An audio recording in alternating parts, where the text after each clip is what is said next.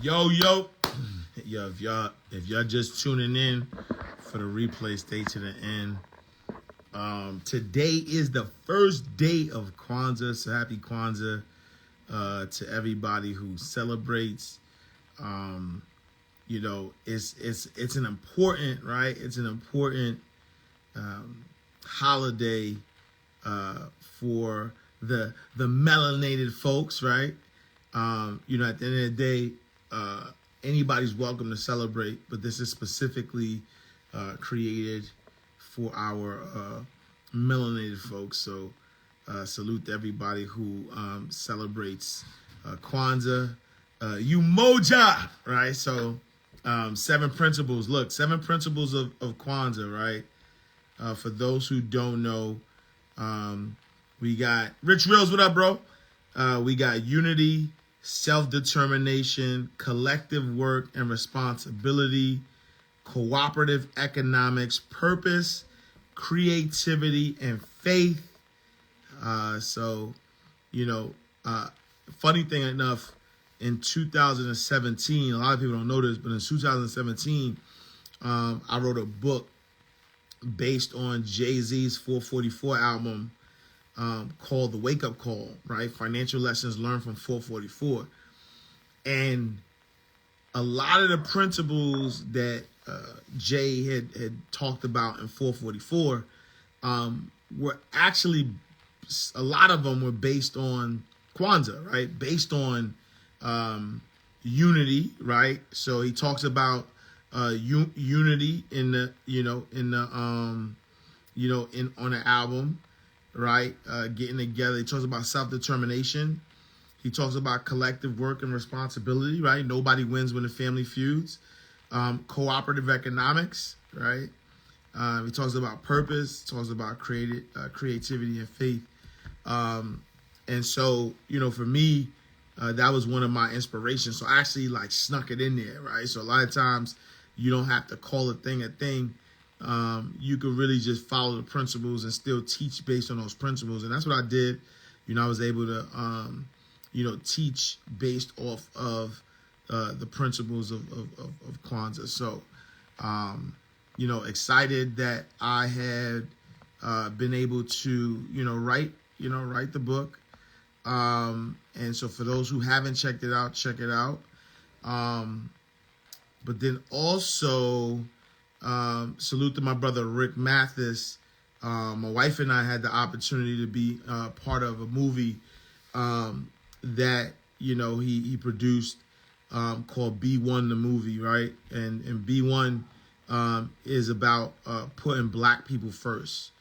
And so that was one of the questions that was asked was about, right? Like, is it okay or is it racist to put Black people first? Should you, right, put Black people first? And so, I see Rick is in the building. Let's see. All right, Rick, I guess you just got to request to jump on so we could talk about B1. We got an event coming up in Atlanta. So if you're in Atlanta, we got an event coming up where we are going to discuss, the movie. But let me see if he could come up. So right now, hey Rick, just I guess request to jump on because I don't see a way I can add you without you requesting. But it's called B1 the movie.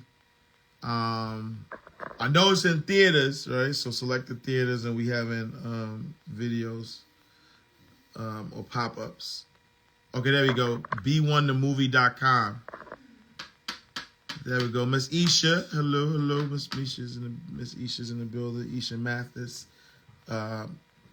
Co-writer, co-director of the movie as well. So salute to the queen, Miss Isha Mathis.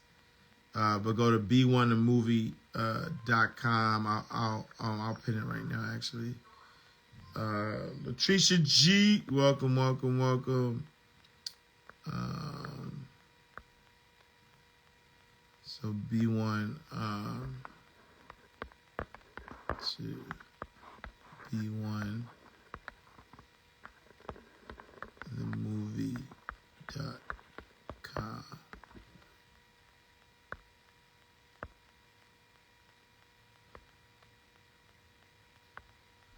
All right, so yeah, we gonna get Rick on here real quick, so we could talk about the movie. But where I know you're in the building, Rick. There we go.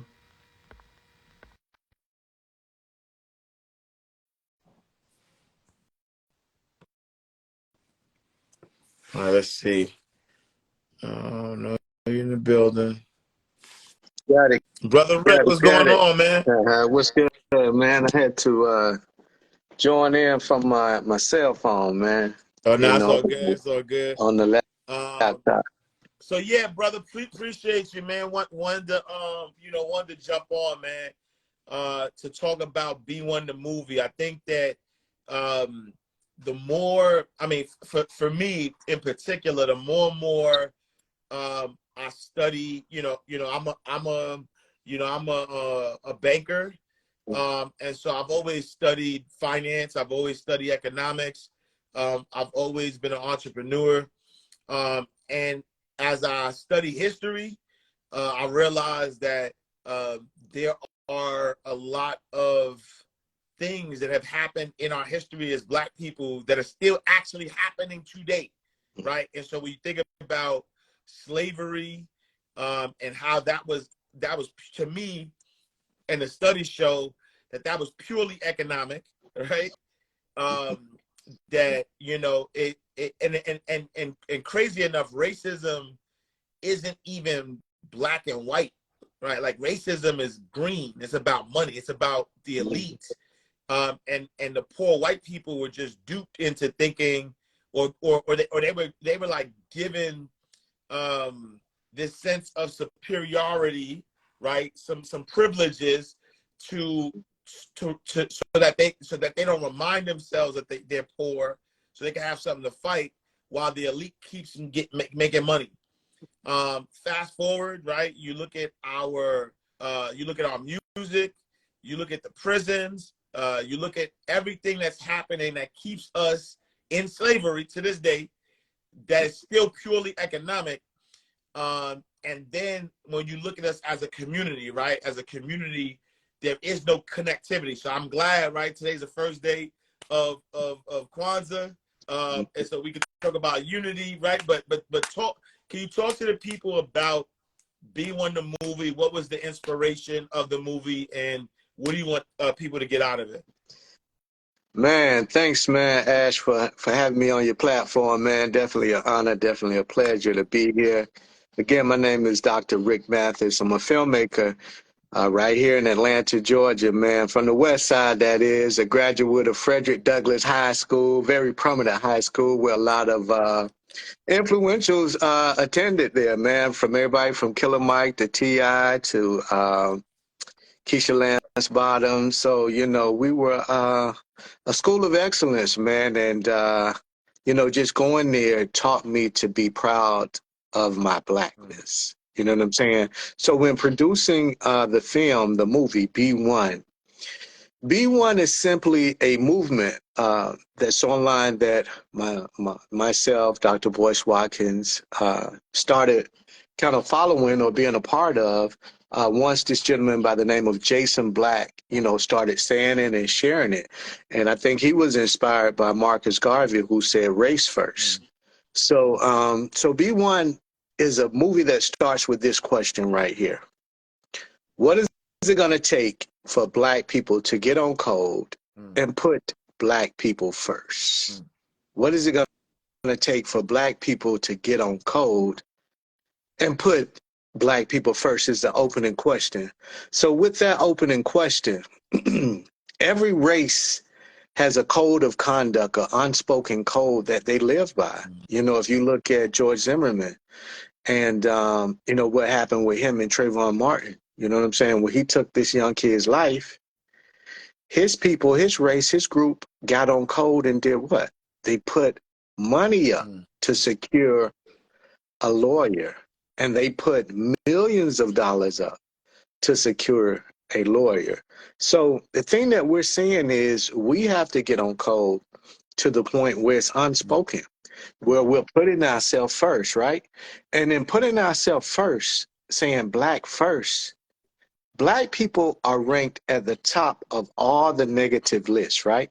So when it comes to health, we're ranked, the worst on that list. When it comes to finances, we'll rank worst on that list. When it comes to home ownership, we'll rank the first on that list. So what I'm simply saying, or what we're simply saying in Black First, is we have to put us first so that we can even be a factor in the race. You know what I'm saying? In the race of economics, in this race that we're living, you know what I'm saying? Because at the end of the day, like you said earlier, Ash Cash, it's not about black or white, it's about green.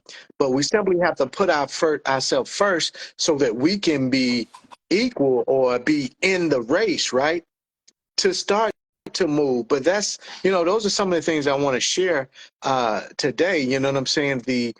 Some solutions that I feel are practical to help us in the areas of financial health, to help us in the areas of mental health, to help us in the areas of spiritual health, because these are some of the areas that we're going to touch on at the B1 Kwanzaa Experience, which is an event that will take place on Thursday, December the 28th in Atlanta at 4 p.m. And for more information, you can go to b1themovie.com.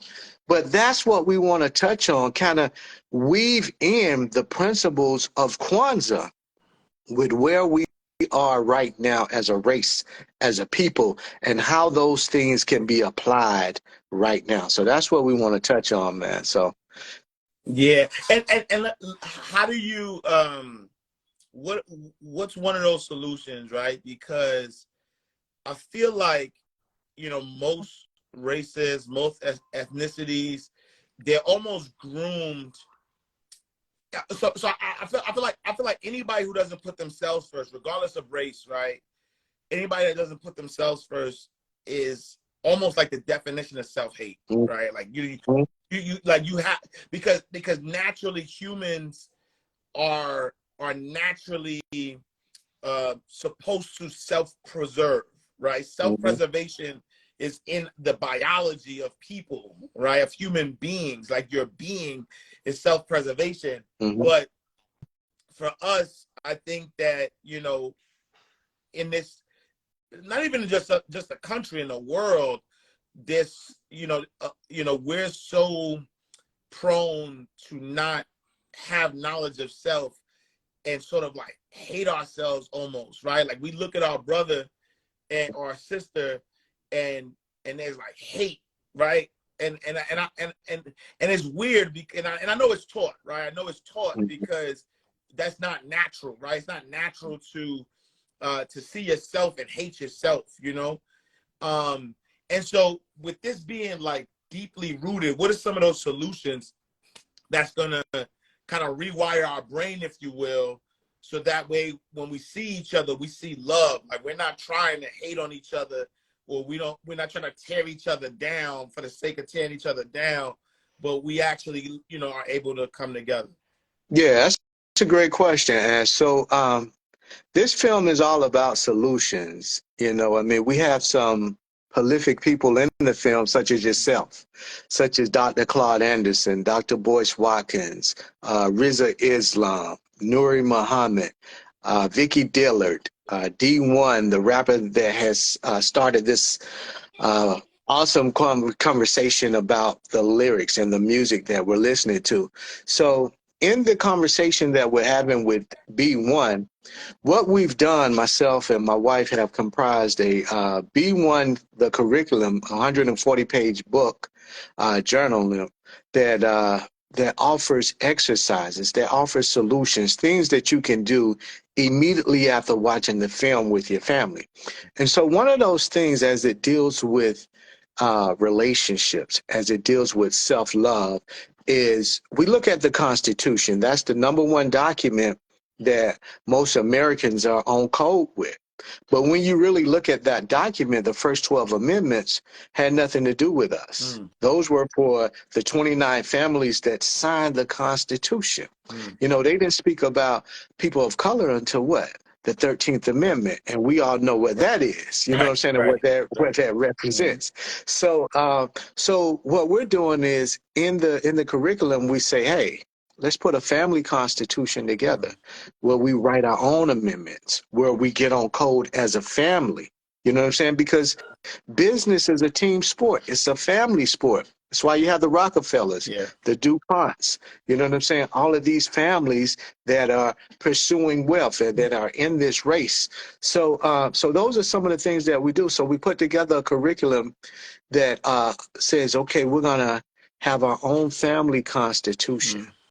We're going to have, you know, we're going to talk about loving relationships as well as business relationships, right? But the other thing too that I want to touch on too is how do you incorporate AI into this conversation, and how do we start to win economically as it relates to AI by becoming what is called AI adjacent? And AI adjacent simply means that you're applying AI to whatever it is you're doing in life, because right now AI is disrupting everything, every industry. I'm sure you're using some forms of AI now to be more proficient in what you're doing. So if you're not AI adjacent, meaning if you're not looking at how can I use AI and incorporate that in what I'm doing in my business to get more done, to be more efficient, to save time, to really look at the algorithms of what I'm doing. If you're not doing that, you're doing yourself a disservice. So I'll give you this quick statistic right now. Last night, my wife and I were looking at this at AI. So we looked at for Netflix, right? It took Netflix 3 years to acquire 1 million followers / 1 million users, because, you know, Netflix is like the most prolific when you look at filmmaking or distribution hubs, right? So it took Netflix 3 years to acquire those million users, right? It took Facebook 10 months to acquire those million followers or users, right? It took Spotify 2.5 months to acquire their million followers. How long do you think it took ChatGPT to acquire 1 million followers, which is an AI platform, right? That's used to basically, you can ask anything, right? And we have to start using these tools because we're the most creative people on the planet, hands down. You know what I'm saying? So we have to start using these tools. But how long do you think it took ChatGPT to acquire 1 million followers? Man, 5 days. 5 days. Just smart, man. You do your homework. You're a smart man, Ash Cash. So it took ChatGPT 5 days. Now that's mind-boggling, right? Yeah. 5 days. That's crazy. Yeah. You know what I'm saying? Yeah. To get 1 million followers. And you have to ask yourself, why is that, right? Why did it take just 5 days for them to acquire 1 million followers? And what does that mean going forward? You know what I'm saying? So my theory or my assessment of it is it took them 5 days because it's going to disrupt and touch every industry, right? You know what I'm saying? So we're using analogy with, you know, not Chat GPT, with Netflix, right? It took them 3 years. But if you look at Netflix and you look at blockbusters, right? Once Netflix came on the scene, blockbusters became irrelevant. Yeah. You know what I'm saying? Yeah. So once these AI platforms come on the scene, if you're not on board and you're not looking at what are the opportunities, what are the threats, then guess what? You're going to be irrelevant. So you ask the question, how can Black people go back into slavery? You say, how can they put us back into slavery? Yeah. Well, let's go back to that 13th Amendment, right? Mm-hmm. What does the 13th Amendment say? It says you are free except Yep. you commit a crime. Yep. Okay. And if you don't have food, you don't have a way to make money, what do most people do? Mm-hmm. They resort to crime Mm-hmm. as a way to get by, as a way to feed themselves, as a way to feed their family. You know what I'm Mm-hmm. saying? So those are some of the things that, we're going to talk about at this B1 Kwanzaa experience Yeah. as it relates to financial Yeah. health. How do we And no, it's funny, approach that? you mentioned that, right? So like, you know, I've been doing so like one of the things I've been really doing is focusing on books, right? And being able to, because knowledge will set us free, and giving us the knowledge that we need to instruct us to do, to liberate us financially. And so one of the things I've been studying, right, I've been studying about the 50 years of hip hop, Mhm. and how there's empowerment on one side, but there's a lot of exploitation as well, right? Where the truth of the matter is that while we're celebrating 50 years of hip hop, we don't really own it. We created it, but we don't really own it. And a lot of people may argue that hip hop has done a lot of good. But I also want to say that hip hop actually is probably one of the main drivers of this current day slavery, right? And why do I say that, right? And these, like, I'm actually writing a book called "The 50 Years of Hip Hop Business: Exploitation from Exploitation to Empowerment." And this is all like study stuff, right? But when you think about, and I didn't notice until I really like dive deep into it, right? When you employ somebody, right? When you employ, and this is just the rules, right? When Mhm. you employ somebody, and you have a vested interest in them making money for you, you can actually take out a life insurance policy on that person, right? Bushwick Bill told us in 1998 that a lot of these record labels are actually taking out life insurance policies on rappers, right? And they don't have to tell you, because the only thing that you have to have is an insurable interest. That's what they call it, right? As a finance guy, in order to get a life insurance policy on somebody else, you just have to have an insurable interest in that person, right? Mhm. And so like my wife could take out a life insurance policy on me. I could take one on my wife, right? Because there's an insurable interest, right? So since 1998, Bushwick Bill was trying to tell us that the labels have been taking life insurance policies on us, right? On not us, on rappers, right? Now, fast forward, right? Fast forward. There's also this talk about a lot of the private prisons, right? A lot of the private prisons being connected to the music industry. So what happens, right? When in 1992 or 1993, you start seeing a rise in gangster rap, hardcore rap. Now it's drill rap. Like all of these messages that are being put in our head, right? Over and over and over again. Even not just rap though, right? R&B too, right? At one time, you know what I'm saying, it was about loving your queen. Now, you know what I'm saying, now it's trap and B, and like it's all this melodic notes and destruction of the Black community, right? And so Mhm. why am I saying that? Well, if you look at the music industry is pushing a lot of this narrative, right? A lot of this narrative to the airwaves. And so they're putting millions, if not billions of dollars in the most ratchet type of stuff, right? And yes, it looks like we have a choice, right? It looks like there's a choice out there on the music that we can listen to. But the truth of the matter is the record companies are pushing this destructive music to our community. And what happens when they push that destructive music to our community? Only two things are gonna happen. If the rapper dies, they get paid. If the rapper goes to jail, they get paid because they're part of the private community, private jails. If the rapper sells millions of records, they get paid. And when a rapper sells millions of records and destroys the community and sends a lot of people to jail, they also still get paid.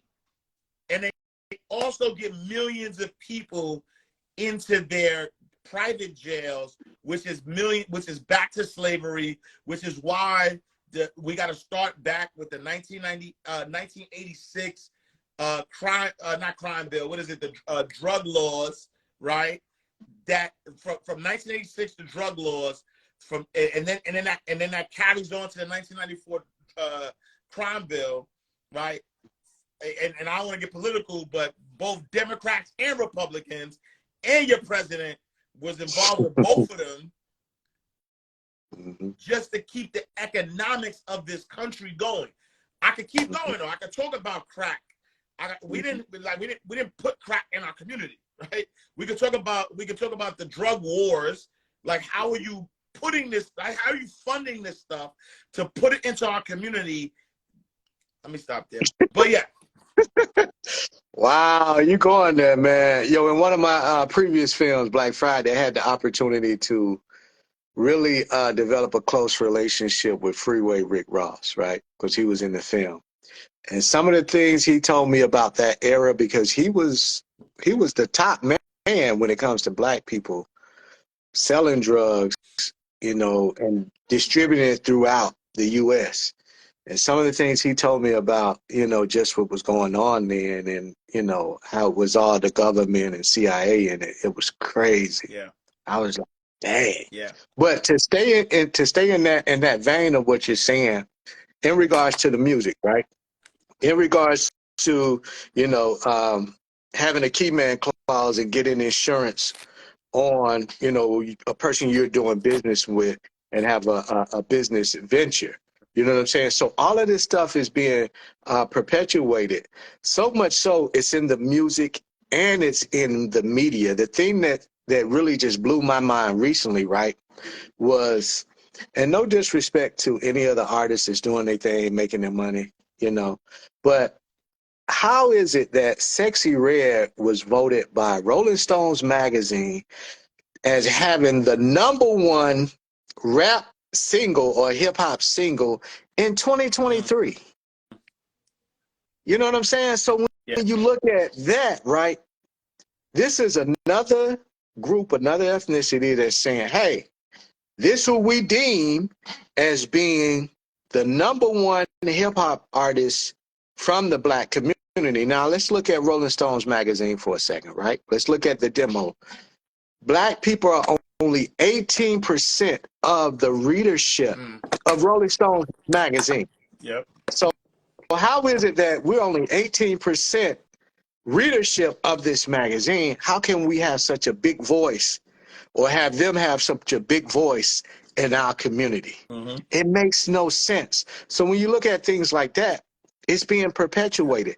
This is who they're saying, hey, this is who you should aspire to be like. Yeah. Sexy Red, someone who's singing about, degrading the black woman, who we should put on a pedestal and who is the queen of the planet. You know what I'm saying? So we have to look at that and say, hey, we got to change these things. And the way we change these things is, again, it all goes back to economics, by voting with our dollars. Yeah. Vote with your dollars. And it's funny that you even say that, right? Because I think about that, right? I saw an article, where they're talking about Sexy Red, and to me, I was like, man, how did she get so popular? Right? And so I started, you always follow the money, right? So I said, how did she get so popular? So I started following the money. And there's a company that's behind her that is, pumping $1 billion into the black culture. And because technically she's an independent artist who has, she's an independent artist signed to an independent label, but she is being distributed by a company that has $1 billion to put to empower the Black community. And so when I look at that, I'm saying, man, like, what is the what is the motive ultimately, right? Because for me, I'm well studied, right? I listen to music, but I also understand the power of words, which is why there's certain things I don't say. There's certain movies I don't watch. There's certain music I don't listen to because, right? The reason why when you go to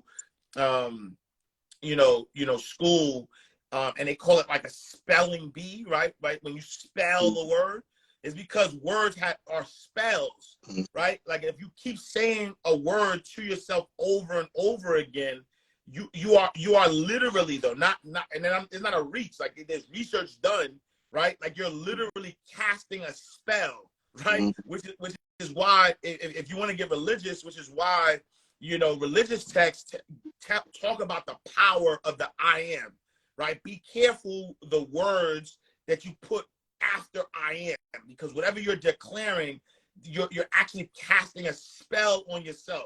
So when you start telling yourself I am broke, or I am tired, or I am fill in the blank, you are casting a spell on yourself, right? Let the weak say what? Let the weak say I am strong. I'm strong. Right? There's a reason. There's a reason why they say let the weak say I am strong, because there's power in words. And so if you have these words, right, you add music to it. Now you add music to the words, right? Now the music is casting spells on you. And so now you got all of the most vile things, right, being pumped into our brains, and we unconsciously, though, right? Social media too, right? Like unconsciously, you don't even know what these words are being said, but you watch a 10-second clip, and you know the hook over and over and over and over and over and over again. And now it seeps into your subconscious. Like, right, my first book, Mind Right, Money Right, 10 Laws of Financial Freedom, I talk about 3 minds, right? You have the conscious mind, you have the subconscious mind, you have the super subconscious mind, right? The super subconscious mind is your God mind, right? That's tapping into your intuition. That's your higher power. Your conscious mind is right now. Like as I'm talking, people are listening to us talk.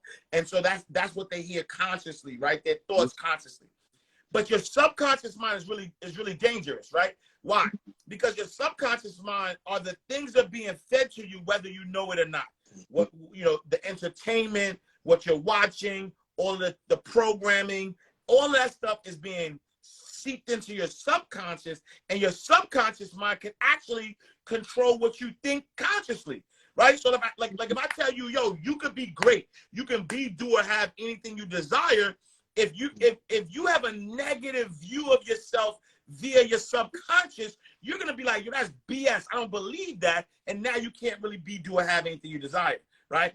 Also, your subconscious, if you have too much poured into that subconscious, where you are distracted, you can't even tap into your super subconscious in the way that you need to, and so now the subconscious is controlling you, and we literally are seeing walking zombies. We're literally seeing people regurgitate things that they don't even really believe, right? You got the music separating us. You got podcasts and relationship wars separating us. You got TikTok dance separate. You got a lot of stuff separating us, which is all leading back to the destruction of our people. That's why we got to put B1.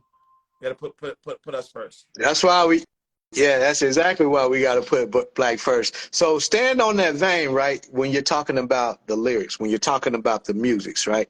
So we produced B1, the movie B1, in episodes. It's 5 episodes. Each episode ranging around 18 minutes, because TED Talk says that 18 minutes is kind of the threshold, if you're following that model, for the attention span of the human before people start to check out, right?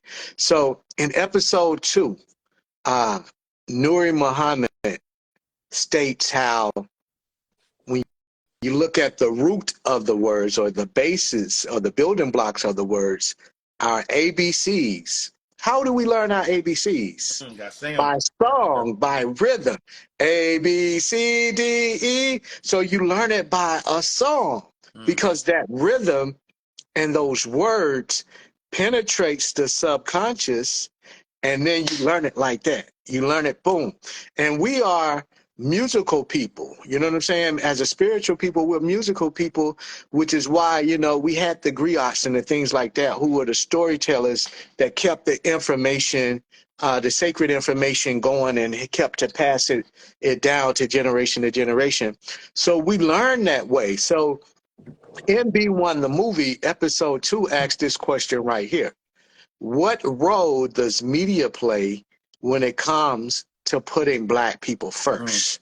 So when you think about media, you're looking at music, you're looking at film, you're looking at social media, right? And that's what we feel is the three-headed monster that really has the Black community in the chokehold. So I ask you that question. What role does media play when it comes to putting Black people first, from the music to the visuals and film to social media? Yeah, I mean, the funny thing about it, again, you know, when we think back to the Honorable Sean Carter, who says, "Until you own your own, you can't be free," right? We do not own the majority of everything that we consume. We are not the owners of. We don't own social media, right? We don't own film. And we don't own music. I'll say that again. We don't own social media, right? These are big conglomerates that own the social media platforms that we on, right? And they push to us what they want to push to us, because you think of the algorithms, and I'm a studier of it, right?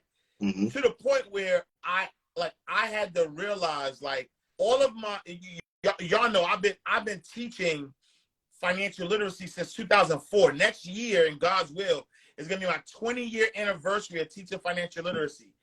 When I post something educational, what I get 1,000 likes, maybe, you know what I'm saying? Like 1,000 views, maybe on a reel. Let me post something funny. Let me post something. Y'all, I gotta post that I'm just joking about my hair, right?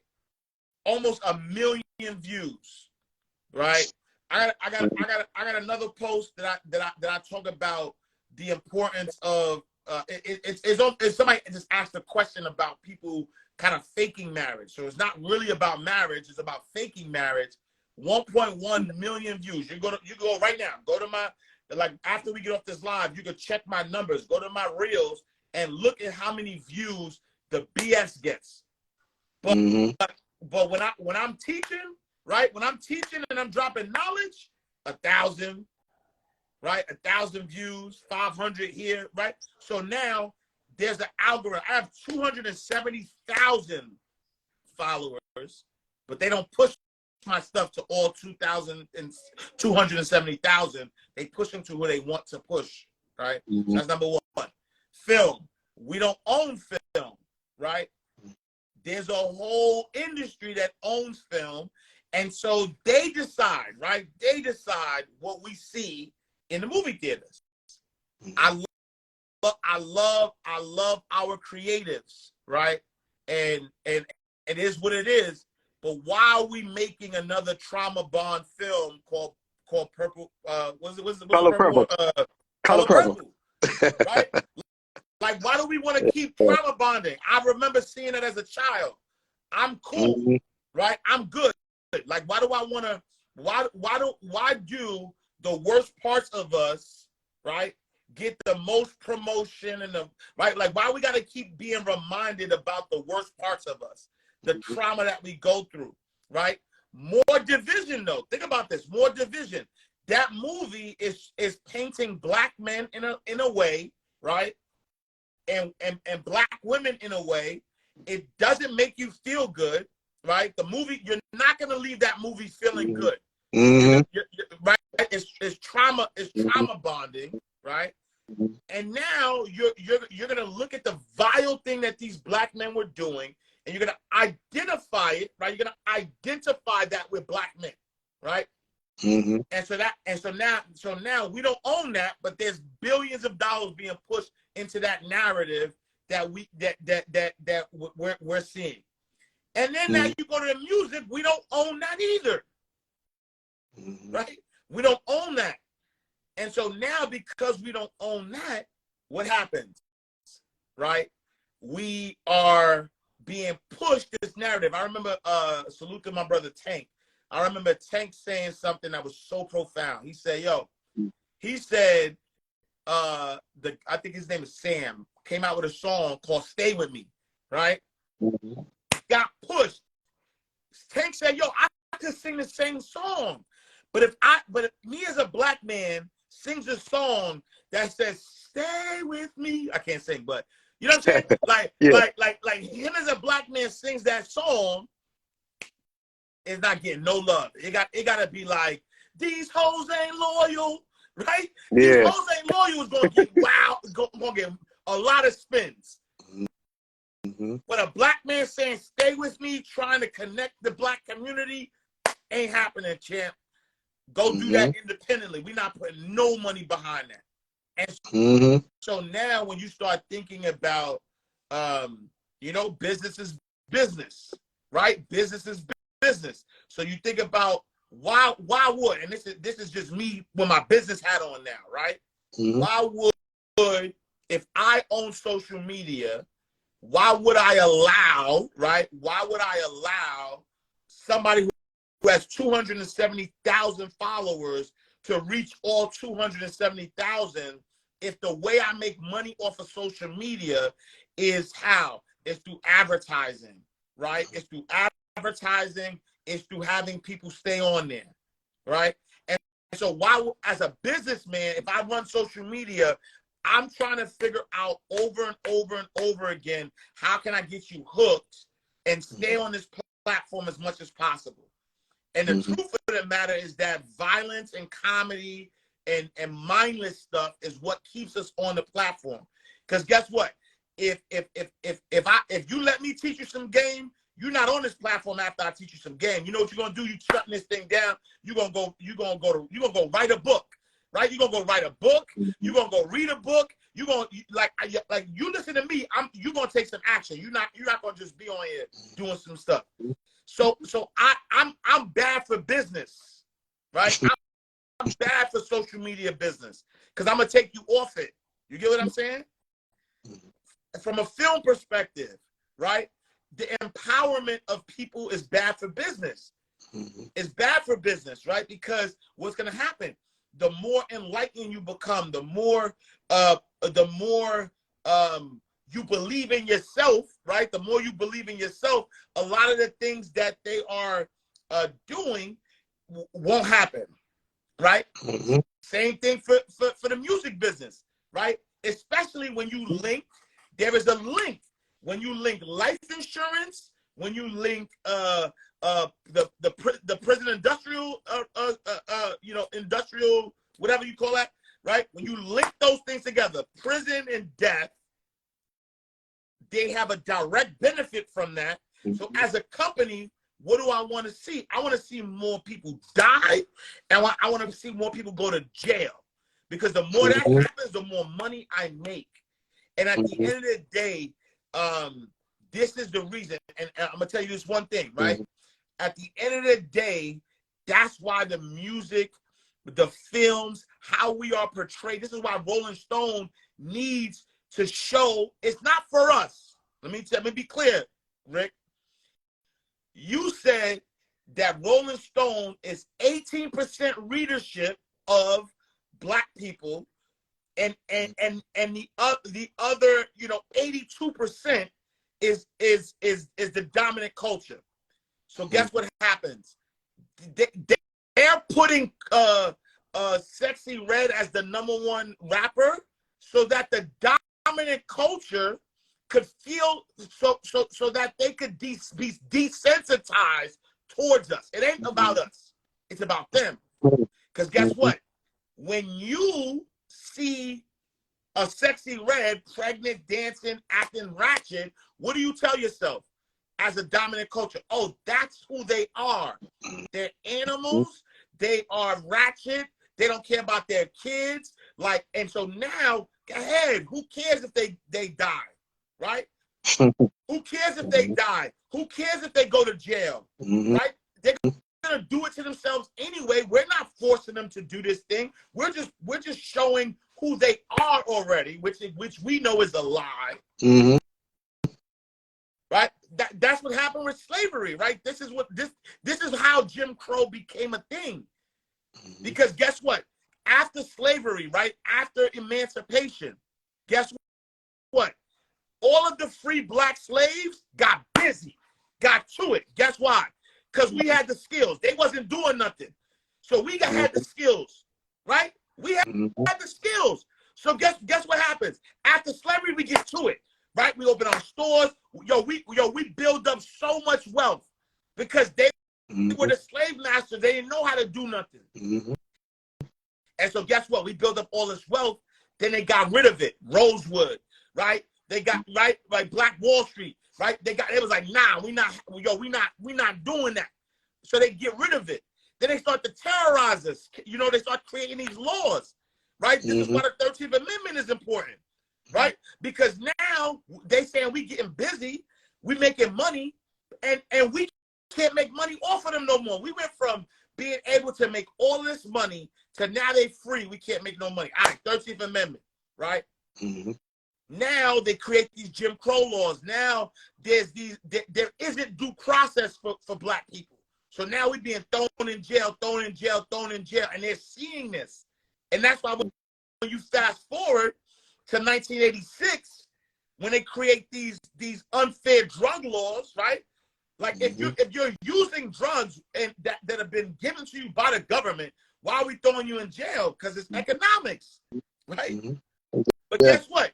Now you do that. Now you call us super predators, right? You call us a super predator, so that the dominant culture could be desensitized, and even our people are so desensitized that we went along with the crime bill of '94. Now you got mass incarceration from 200,000 people in jail to 2 million now. Fast forward.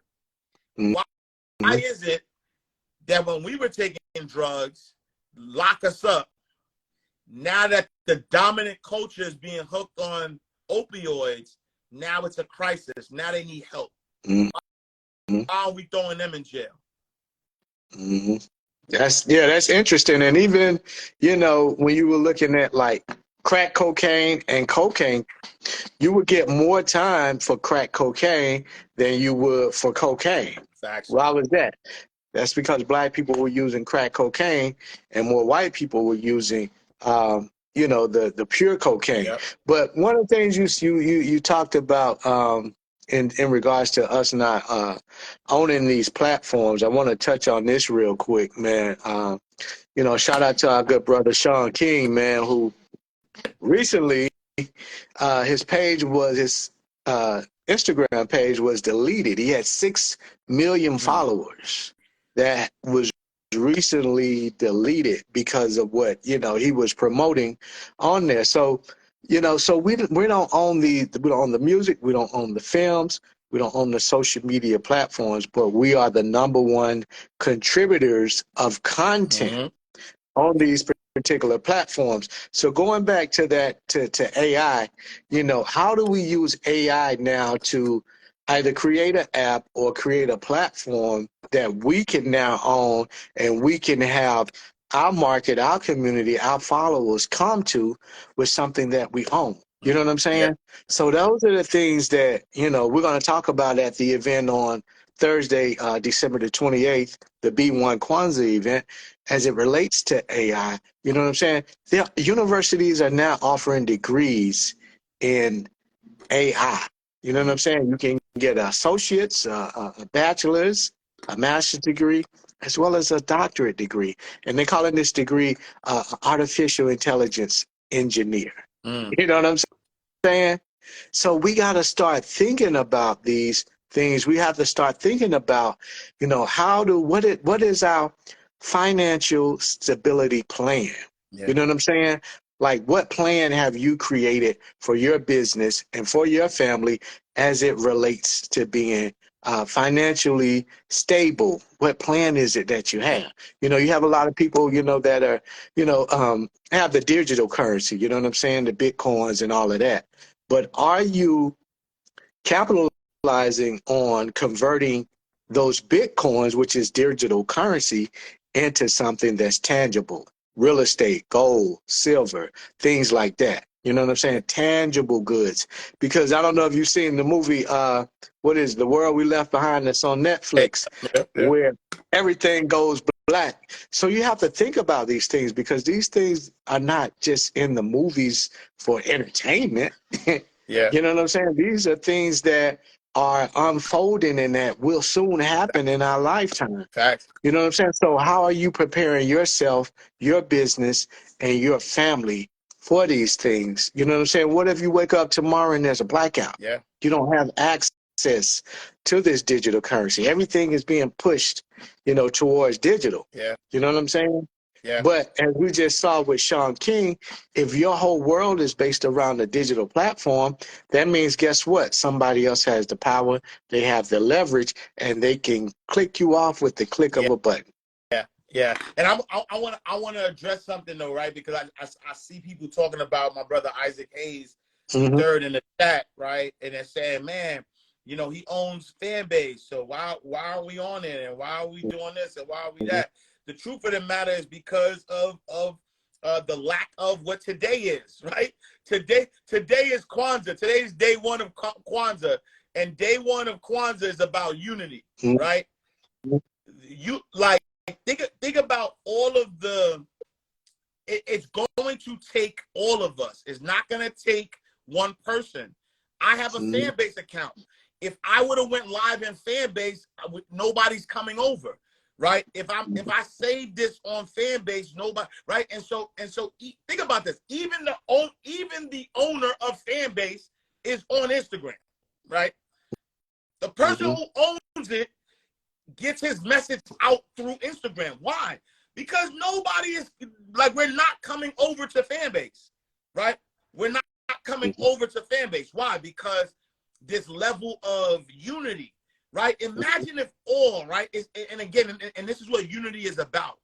Unity isn't about the people at the bottom. It isn't about the people in the middle, and it isn't the people at the top. It is the collective. It is all of us, right? Unity is about all of us, right? When I came in, when I grew up in the hood, if we was unified as a hood, it wasn't only the dudes that was getting money that was unified. It was everybody. If you from Harlem, if you from this block, I don't care what your economic status is, we repping this block, right? If you and I'm not promoting gang stuff at all, but if you a gangster and you part of a gang, nobody cares, right? Nobody cares how much money you got. If you rep this set, if this is your set, I don't care where you fall on the totem pole, like you putting your set first, right? That's the reason why we created the movie B1 the movie. Because too many of us are separating ourselves based on economic status. We think because we fall in this economic reign that we're not. No, B1, still nigga, right? Jay said that, still nigga, right? Exactly. Like, it don't matter. They still see you the same way. And so it's not going to happen. We need everybody collectively, right? Because imagine if everybody who have millions of followers, if Sean King and Snoop Dogg, if all the people who have all these millions of followers tomorrow say, you know what, I'm not going to Instagram no more. I'm only going to be on fan base. What would happen? You know what would happen? What happened with Clubhouse, right? We made Clubhouse pop. During the pandemic, when Clubhouse started, it was all of the celebrities who were home, who couldn't, like all the black celebrities who were home, who didn't have nothing to do, jumped on Clubhouse, and the word spread so fast, everybody jumped to Clubhouse, right? within months, with no ownership, Clubhouse becomes valued at $1 billion, y'all. Look it up. All facts. It could be done. But why? Because a black man owns fan base. We not collectively doing it. We're all this. We need everybody. It's not gonna work. It's not gonna work if it's just one of us. If it's just the people grassroots. It's not gonna work if it's only the middle class. It's not gonna. We need all. We need all of it. That is the pure definition of unity. Is the unification. And so we need to create our codes. We need to be on code, and we need to be one. We need to and that's a double entendre, right? Be one. We need to unify and become one, and put black first. That's right, baby. Rapper, that's a bar. Be one, It's a double bar, son. I love it. Man, just to kind of continue in that same vein, right? When you talk about being on code, I just want to share the definition. We have one thing we've done is we've created, as you see here, remember back in the day, the 12-page booklet that came with, you know what I'm saying, the product. So we have a tangible DVD, a tangible CD, but we also have a digital QR code that goes with it on for B1 the movie.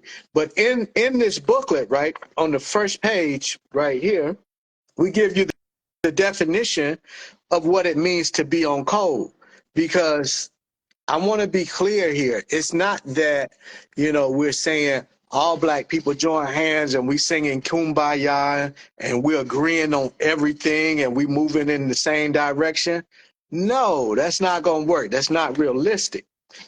So when we look at the definition of being on code, I want to share with you that definition and share with you how we are suggesting that we move forward.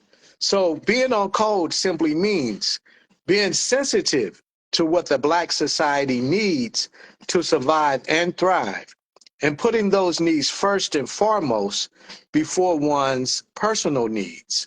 So in other words, thinking about the group first, group think, you know what I'm saying, before your personal needs, and moving in that direction. I spoke about Frederick Douglass earlier, being a graduate of Frederick Douglass High School.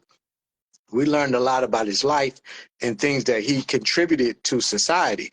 And I, would say that he's one of the more prolific black men in America that have done things to really influence us and help to move us to the next level. But he had a printed publication called the North Star, right? So when you think about the North Star, that was our, we were the Frederick Douglass Astros, so the North Star was our mascot. So when you think about moving in the direction of that North Star, we can all see that North Star.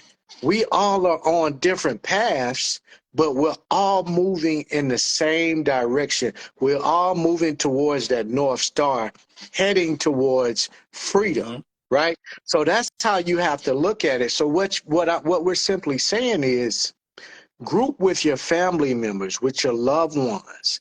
Start with a small group, and with the mission of being on code. And as you group with your family, with your loved ones, and you create that constitution for your family, for your loved ones, then you're moving in that direction. You're moving in the direction of the North Star. And we all will get to the same place, maybe at different times, but we're moving in different groups, different paths to get to that. So that's the thing that we, when we say be on code or get on code or is that on code, that's what we're talking about. That's what we're talking about. And that's the thing, we got to come to the, again, I'm a Jay-Z head, I'm a rap head, so I'm always going to refer. But Jay said it, right? Nobody wins when the family feuds. And so we may think, right? Like we may think, oh, you know what? I'm gonna put myself first, and I'm gonna put my family first, and I'm gonna do, I'm just gonna go after this money. But what's gonna happen? All right, great. You're gonna enjoy some temporary satisfaction. You're gonna be able to buy some things. You're gonna be able to have experiences, right? But as a people, though, right? When you think about, like, you know what I worry about? I worry about my kids, right? Like my daughter, 15 years old, right? As a 15-year-old, I gotta worry about, like, yo, like as hard as my wife and I work to make sure that we protect her from the ratchetness. But now you know, you turn on the TV, you can't get away from Sexy Red. You can't get away from Ice Spice, right? Showing her little butt. Like why we want to, you know what I'm saying? Like, why? Like where is the positive depiction of what a black girl looks like? Where is that?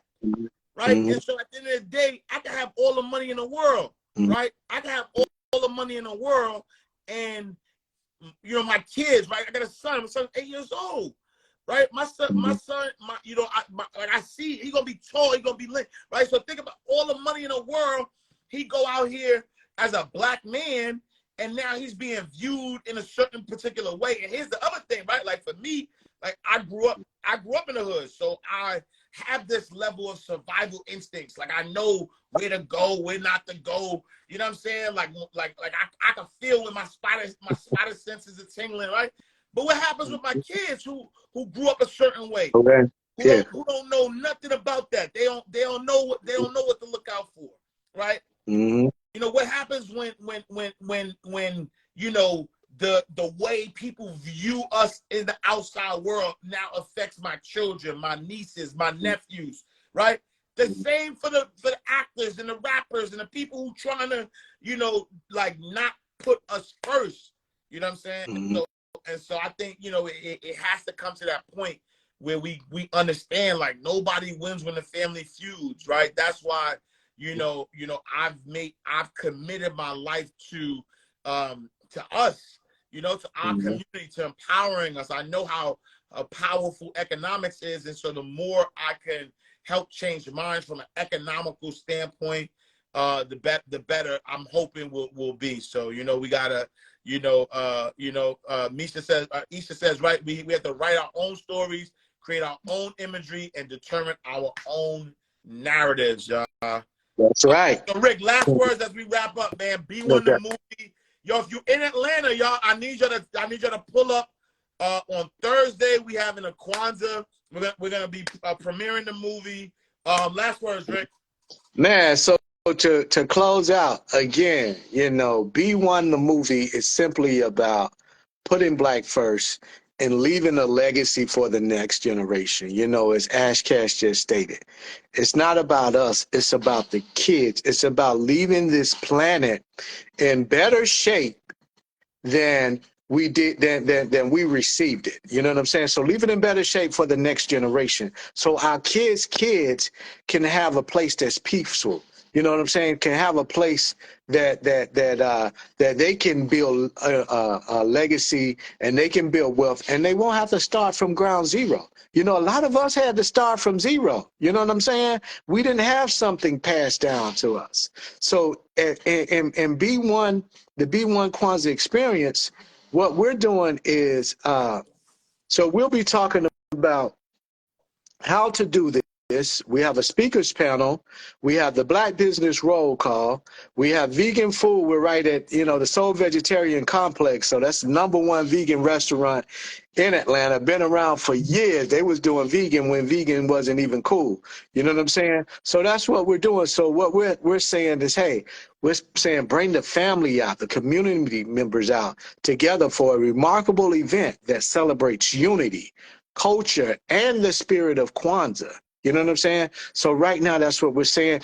And we're going to talk about how to incorporate those Kwanzaa principles into this AI world that now we're now being immersed into. And I'll close with this right here. So follow us at B1 the movie. That's B the #1 the movie, and you can go on Eventbrite, B1 Kwanzaa Experience for tickets there.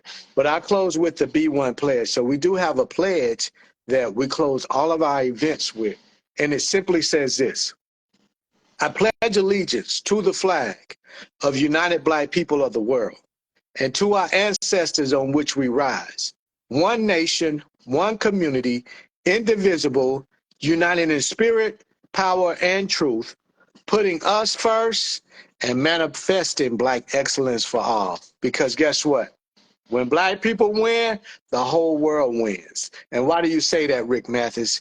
Just look at the inventions, the things that we've invented, and how society benefits from those inventions. So I close with this. I'm Dr. Rick Mathis, and always remember to be proud of your Blackness. Thanks, I Ash appreciate Cash. y'all. Yo, make sure y'all go to b1themovie.com. All the information for the event is gonna be there. Make sure y'all tap in. If you're in Atlanta, come rock with us this Thursday. Rick, I appreciate y'all. See you Thursday, brother.